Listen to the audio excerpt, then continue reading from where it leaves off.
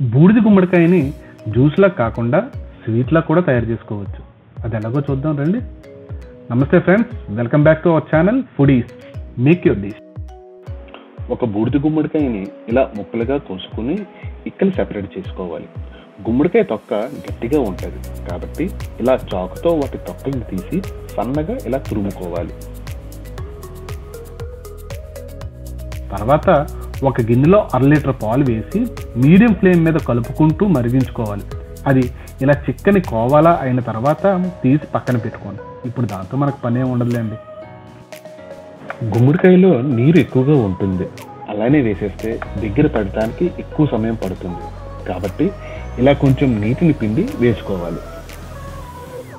ఇప్పుడు అదే గిన్నెలో 2 కప్పులకు సరిపడా గుమ్మడికాయ తురుముని 1 టేబుల్ స్పూన్ నెయ్యి వేసుకుని లో ఫ్లేమ్లో 5 నిమిషాల పాటు మగ్గనివ్వాలి. తర్వాత రుచికి తగినంత పంచదార లేదా గ్రైండ్ చేసిన పటికీ బెల్లం వేసుకుని బాగా దగ్గర అయ్యే వరకు కలుపుతూ ఉండాలి. అలా దగ్గరైన తర్వాత అందులో ముందుగా తయారు చేసుకున్న కోవాని కలుపుతూ లో ఫ్లేమ్లో 2 నిమిషాల పాటు ఉడికించుకోవాలి. చివరిగా ఈ హల్వాలో వేపిన జీడిపప్పు వేసుకుంటే ఆ taste next level.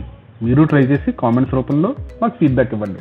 So friends, ఈ వీడియోని కుదిరితే లైక్ చేయండి, లేకపోతే షేర్ చేయండి, సబ్స్క్రైబ్ చేసి బెల్ బటన్ ప్రెస్ చేయడం మాత్రం మర్చిపోవద్దు.